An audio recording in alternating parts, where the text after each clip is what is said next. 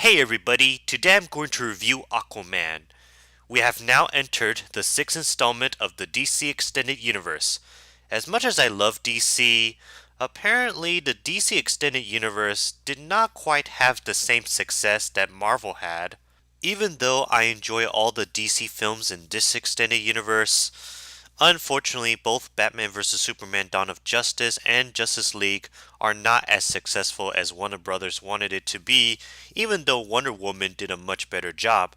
So I was hoping that Aquaman can make up for that and can still continue the DC movies, although they are going to make a Joker movie which will not be part of the DC Extended Universe. I saw it in IMAX and it's fantastic. The most wonderful looking superhero film I had ever seen, and I'm going to tell you why I love this movie without any spoilers. The story of this film took place 1 year after the events of Justice League. It actually starts off with some of Aquaman's backstory, where he was born on land as a half-breed because his mother is the Queen of Atlantis and his father is the lighthouse keeper. It then cut to present day where Aquaman has rescuing people and fighting the bad guys throughout his life. However, when his evil half-brother, Ocean Master, wants to declare war on the surface world, he must team up with Mira to put the stop to this madness once and for all. As doing so, Aquaman and Mira has gone on an adventure together to find an ancient golden triton so that way Aquaman can take the heir to the throne of Atlantis. I find the story of this film to be just alright.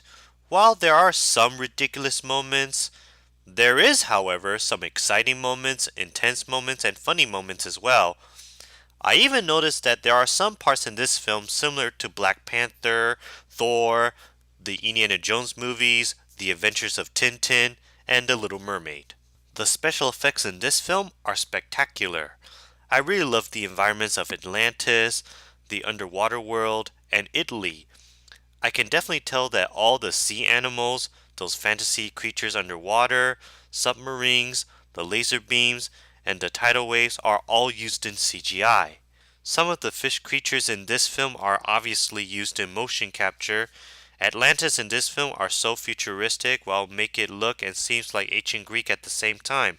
The costume designs, the weapons, and the ships are also well designed. The cinematography in this film is so beautiful looking. The action scenes in this film are so intense and exciting to watch.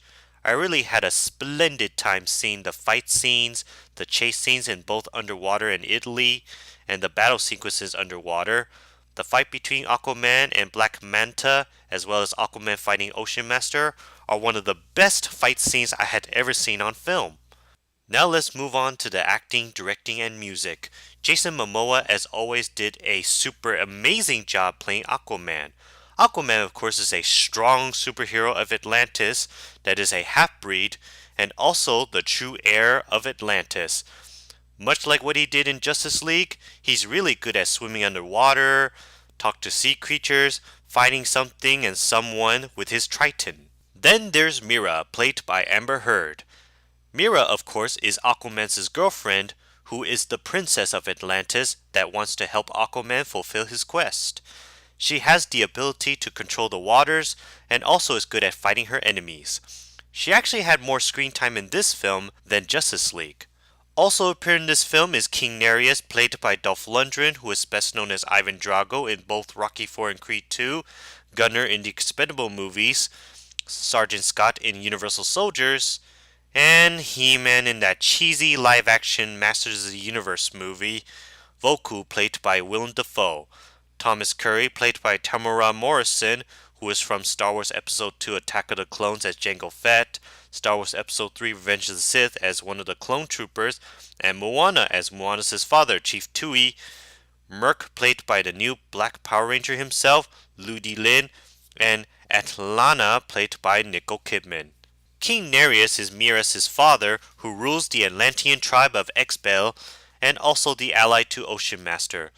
Voko is Aquaman's mentor and ally that trains Aquaman how to fight.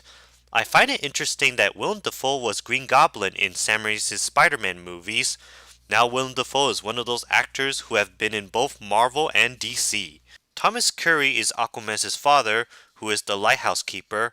Merc is the captain of the men of war and the frontline army of Atlantis. Atlana is the queen of Atlantis and the mother of Aquaman and Ocean Master. She too was good at fighting. Now for the villains. Ocean Master, played by Patrick Wilson, and Black Manta, played by that African American guy who is from The Greatest Showman. I have to say, they both did a great job playing those villains. Ocean Master is the half-brother of Aquaman who wants to unite seven kingdoms to declare war against the surface world. I felt the relationship between Aquaman and Ocean Master is kind of similar to the relationship between Thor and Loki, as well as Black Panther and Killmonger. Black Manta is a ruthless treasure hunter and a high seas mercenary who wants to challenge Aquaman. I even find it funny that Nicole Kidman was Dr. Chase from Batman Forever, Patrick Wilson was Night Owl from Watchmen, and Tamara Morrison was Abin Sur from Green Lantern. This is the second time that Nicole, Patrick, and Tamara have been in a DC superhero movie.